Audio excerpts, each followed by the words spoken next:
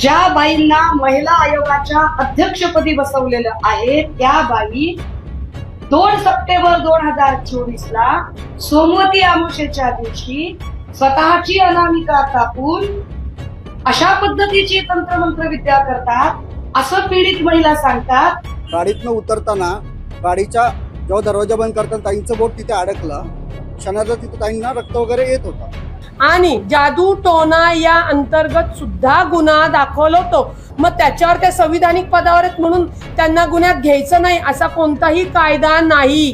मी हे जे तुमच्या समोर बोलत आहे अत्यंत जबाबदारीने संविधानिक आणि कायद्याला जे अभिप्रीत आहे कायद्यामध्ये आहे तेच सांगत आहे। अनामिका कापले चुकीचा आरोप करतात त्यांच्यावर, हे चुकीचं आहे। अंधारे आणि ठोंबरे बाईने ना असा ताईंवर आरोप केलाच नाही पाहिजे। आणि आता जो आम्ही पाहतोय की जो फोटो व्हायरल होतोय तो पूर्णपणे धचामळ केलेला जातोय। नाशिकचा आशिक भोंदूबाबा अत्याचार प्रकरणी आत असलेला कॅप्टन अशोक खरात आणि याच खरात प्रकरणातील पहिला बळी ठरलेला रुपाली चाकणकर यांनी आपल्याला झालेल्या आरोपांवरती आज मौन सोडले। त्यांनी देखील प्रत्युत्तर दिले। फेसबुकच्या माध्यमातून त्यांनी आपल्या भावनांना वाट करून दिले। खरं तर रुपाली चाकणकर ह्या भोंदूबाबाच्या नादी लागून तंत्रमंत्र विद्या करतात। त्यांना यश प्राप्त करण्यासाठी त्यांनी आपली अनामिका देखील कापली असा खळबळजनक आरोप देखील ठाकरे नेत्या सुषमा अंधारे यांनी पुण्यामध्ये पत्रकार परिषद घेऊन केला होता। त्याचबरोबर राष्ट्रवादीच्या नेत्या रुपाली ठोंबरे या देखील सातत्याने रुपाली चाकणकर तंत्रमंत्र विद्या करतात असा देखील वारंवार त्यांनी जो आहे आरोप केला होता। मात्र रुपाली चाकणकरांची अनामिका खरंच कापली होती का, त्यांनी तंत्रमंत्र विद्यासाठी ह्या सगळ्या गोष्टी केल्या होत्या का, याचा खुलासा त्यांनी देखील केला आहे। 2 सप्टेंबर 2024 रोजी पुण्यामध्ये ते एका मंदिरामध्ये आरतीसाठी गेल्या होत्या आणि गाडीमध्ये त्यांचं बोट सापडून त्यावेळेस ते बोट कापलं गेलं असं त्या व्हिडिओमध्ये आहे। रुपाली चाकणकरांनी देखील ही पोस्ट केलेली आहे आणि त्यांनी धायरीकरांचे मनापासून धन्यवाद देखील मांडलेले आहेत या सगळ्या पोस्टमध्ये। खरंच रुपाली चाकणकरांनी तंत्रमंत्र विद्या केली होती का, अनामिका कापली होती का, मंडळाचे कार्यकर्ते काय सांगतात या पोस्टमध्ये पहा।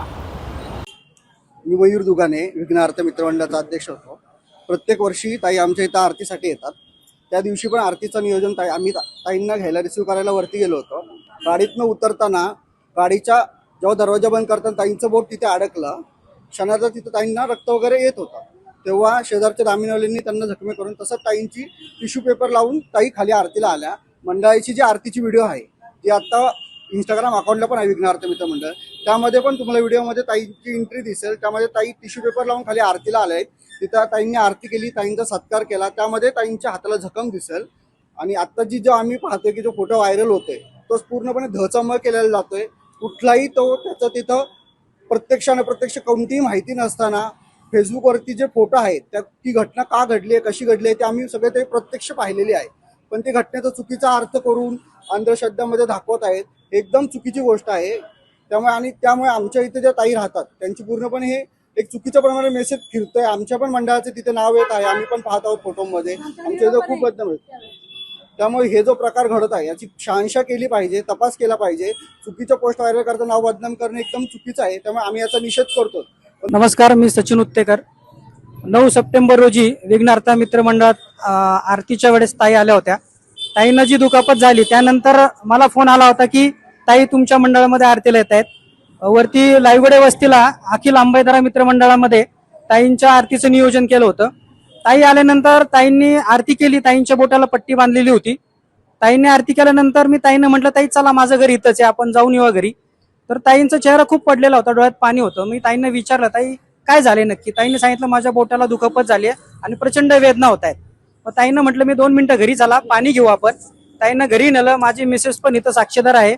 माझ्या मिसेसनी सुद्धा विचारलं की ताई नक्की काय झालेलं आहे, तुम्ही थोडं दुःखी दिसताय। त्यावेळेस ताईंना पाणी वगैरे दिलं, गणपतीचं दर्शन केलं आणि मग तिथून ताई निघाल्या। त्यावेळेस गोसावी ताई होत्या, सायली ताई होत्या, यांनी पण मला सांगितलं की सचिन दादा लवकर आवरा, ताईंना दवाखान्यात जायचंय, रक्त थांबत नाहीये। आणि आज ह्या प्रकरणाची जी दुसरी बाजू म्हणजे आगुरी कृत्या बाबतीमध्ये जी चर्चा चाललेली आहे, आज 36 जिल्ह्यांमध्ये फिरून महिलांना न्याय मिळवून देण्यासाठी ताई रात्रंदिवस रक्ताचं पाणी करत होत्या। आणि हे सगळं करत असताना ताईंवरती हा जो त्यांचा अपमान केला जातोय आणि या गोष्टीचा आम्ही धायरीकर म्हणून निषेध करतो। ताईंच्या बोटावर हळद आणली आणि आम्ही असाच उभा राहिलो होतो। ताईंना असा घाम फुटला होता की ताईंचं बोट अडकलं आणि त्या अक्षरशः रडायला लागल्या होत्या। आणि मी तेवढ्यात हळद घेतली आणि त्यांच्या बोटावर बसावली आणि ते मग हाताला फडकं वगैरे बांधलं आणि मग सगळे लोक तिथं जमली. ताई काय झालं, ताई काय झालं असं. तर ताईंचं बोट अडकलं होतं गाडीमध्ये असं ताईंनी ते सगळ्यांना सांगितलं. अनुसया गायकवाड बोलते. लेन नंबर 18A मध्ये आम्ही ताईंला आरतीला बोलवलं होतं. विघ्नहर्ता मंडळाची आरती होती. माझा मुलगा अध्यक्ष असल्यामुळं आम्हीच बोलवलं होतं. आम्ही इथं ताईंला घ्यायला आलो होतो आणि ताईंचं बोट गेलं. त्याच्यानंतर आम्ही ताईंला दवाखान्यात खूप चला म्हणत होतो, पण ताई आल्याच नाहीयेत. इथली आरती केली आणि आता अनामिका कापले हे चुकीचा आरोप करतात त्यांच्यावर. हे चुकीचं आहे. अंधारे आणि ठोंबरे बाईने ना असा ताईंवर आरोप केलाच नाही पाहिजे. का तर ही आम्ही ह्याच लेनमध्ये राहतो आणि ताई आमच्यासाठी चालत्या. आणि त्यांनी रक्त येत असताना सुद्धा त्यांनी आमच्या मंडळाची आरती केली आणि मग हॉस्पिटलला गेले. खरं तर धायरीकरांनी रुपाली चाकणकरांची अनामिका कशी कापली गेली, बोट कसं कापलं याचा खुलासा करून त्यांना क्लीन चिट दिली. मात्र कायद्याच्या कसोटीवर पुढे SITमध्ये त्यांची चौकशी होईल. त्याअंती रुपाली चाकणकर आणि भोंदूबाबा खरं तर यांचे संबंध कसे होते, कशा पद्धतीने सगळे व्यवहार झाले, या सगळ्या गोष्टी पुढे आल्यानंतर रुपाली चाकणकर खरं दोषी ठरतील का, आता हे पाहणं महत्त्वाचं आहे. कॅमेरामॅन पियुषासह मी प्रीतम पुरोहित, डिजिटल प्रभात.